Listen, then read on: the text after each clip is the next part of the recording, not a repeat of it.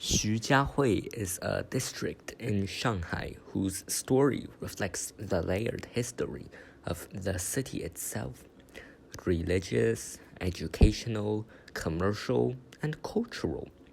Its name originates from the family of Xu Guangqi, one of the most influential Ming Dynasty scholars and China's earliest prominent Catholic convert. The area was once part of his family's land holdings, and after Xu's death, his descendants continued to maintain a strong Catholic presence there. When French Jesuits arrived in Shanghai in the 19th century, they sought a base for missionary, scientific, and educational work, and Xujiahui became the center of Catholic activity in the region. This created a unique cultural enclave known in foreign records as Zikaiwei, a transliteration of the Shanghainese pronunciation. During the late Qing and Republican eras, Xujiahui grew into one of the most important Catholic and intellectual centers in East Asia.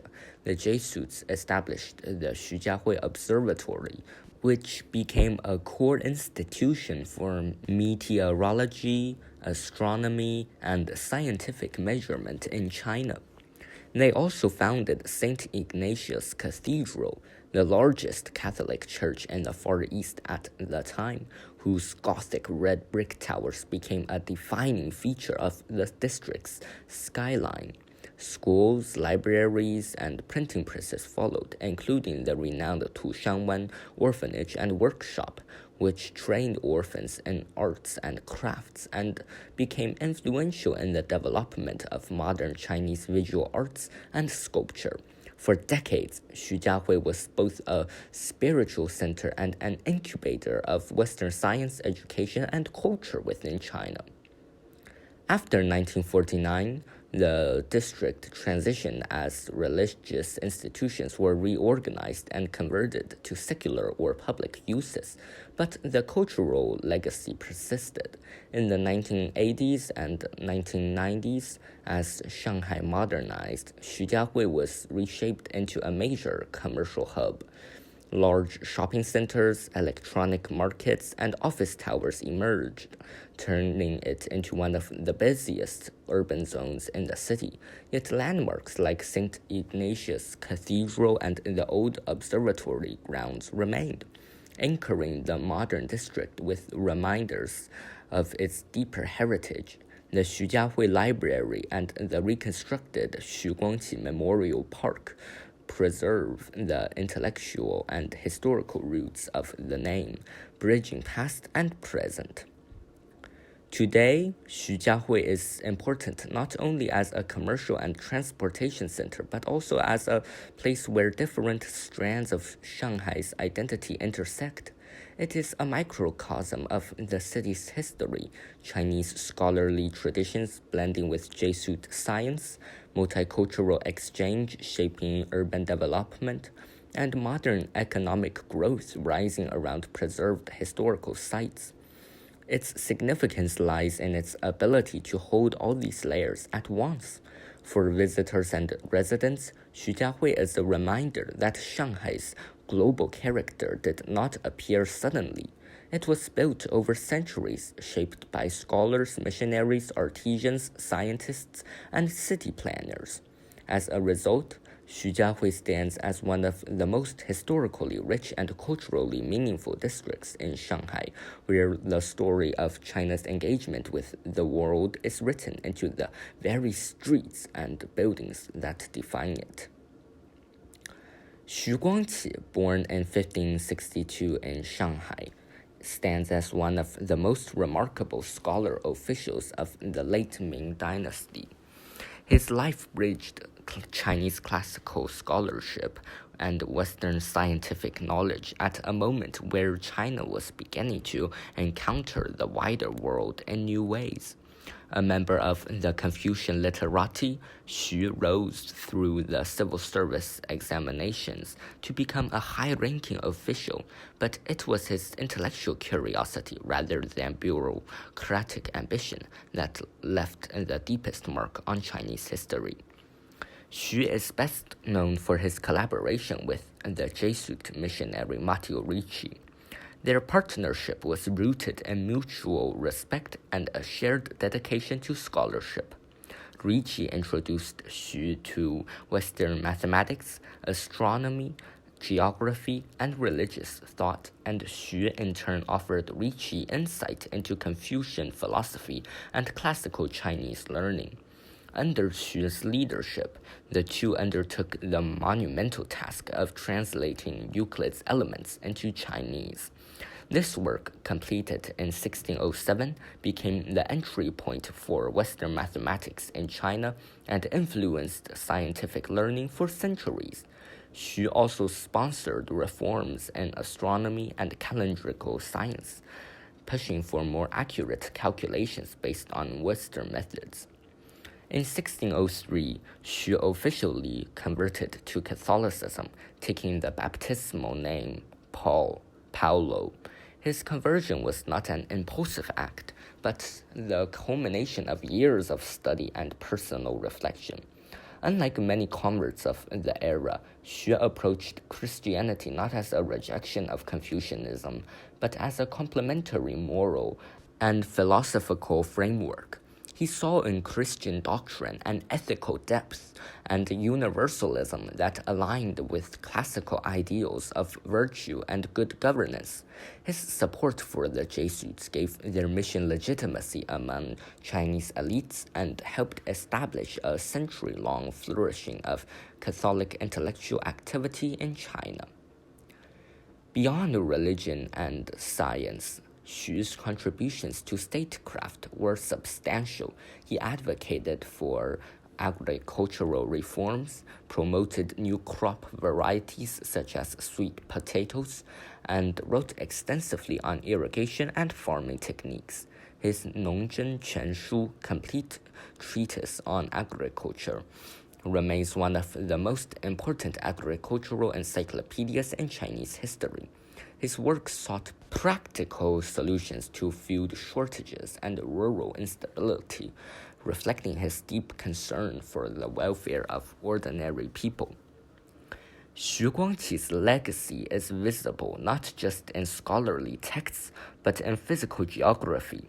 Much of the land that would later become Xujiahui in Shanghai belonged to his family. After his death in 1633, this area became the heart of Catholic activity in China when Jesuits established churches, schools, and scientific institutions there. The district's name, Xujiahui, meaning junction of the Xu family, is a living reminder of his influence. Today, Xu Guangqi is celebrated as a bridge between civilizations. In China, he is honored as one of the three pillars of early modern science, and in Catholic history, he is remembered as a key figure in the early Christian mission. His life demonstrates how openness to new knowledge can enrich rather than diminish one's own tradition, and how intellectual curiosity, moral conviction, and public service can converge in a single extraordinary individual. Matteo Ricci was an Italian Jesuit missionary whose life became one of the most extraordinary examples of cultural exchange in world history. Born in 1552 in Macerata, Italy, he joined the Society of Jesus as a young man and was trained in mathematics, astronomy, theology, and classical studies. When Ricci set sail for Asia in the 1570s, the Jesuit mission strategy emphasized deep cultural understanding rather than coercion, and Ricci would become the most successful embodiment of that ethos in China. Ricci first entered mainland China in 1583, settling in Zhaoqing. Realizing that China's scholar officials valued learning above all, he adopted the appearance and manners of a Confucian literatus. He wore silk robes, studied classical texts, and conducted himself with the restraint and formality respected by the elite. His mastery of Chinese language and etiquette was not superficial. Ricci genuinely immersed himself in Chinese culture, producing scholarly works in elegant classical prose. He gained acceptance among Chinese intellectuals because he offered something rare and valuable: Western scientific knowledge. Ricci introduced China to mechanical clocks, world maps, Euclidean geometry, and astronomical instruments. His famous world map, the Kunyu Wanguo Quantu, redrew Chinese geographical understanding by presenting the Earth as a single interconnected sphere. Rather than placing Europe at the center, Ricci positioned China prominently, showing cultural sensitivity and political tact that impressed officials. It was in Beijing where Ricci's influence reached its height. After years of negotiation, he was permitted to reside near the imperial capital and engage with scholars at the highest levels. His friendship and collaboration with Xu Guangqi became one of the great intellectual partnerships of the era. Together, they translated major works, most notably Euclid's Elements, opening the door for Chinese scholars to study Western mathematics. Xu's conversion to Catholicism further cemented Ricci's position as a respected figure among the literati. Ricci's approach to Christianity was marked by accommodation. He argued that China's ancestral rites and Confucian ceremonies were cultural rather than religious, allowing them to coexist with Christian practice. This position, though later contested in the rights controversy, reflected Ricci's deep appreciation for Chinese traditions. He believed the moral teachings of Confucianism prepared the ground for Christian ethics rather than contradicting them. When Ricci died in Beijing in 1610, the Ming court took the unusual step of allowing him to be buried inside the city, a privilege granted to no other foreigner at the time. His tomb still stands at the Jialan Cemetery, now part of Beijing Normal University, a quiet tribute to a man who bridged worlds. Ricci's significance extends far beyond religion. He helped establish the first sustained scientific and cultural dialogue between China and Europe. His writings shaped European views of China for centuries, portraying it as a sophisticated and morally grounded civilization. In China, he is remembered as Li Ma Dou, a respectful scholar who treated Chinese civilization as equal rather than inferior. More than a missionary, Matteo Ricci was a cultural diplomat, scientist, linguist, geographer, philosopher, and friend to Chinese scholars. His life remains one of the most successful stories of intellectual and spiritual encounter between East and West, built on humility, curiosity, and genuine respect. Like, comment, and share to support our channel. Subscribe for more hidden corners of the world.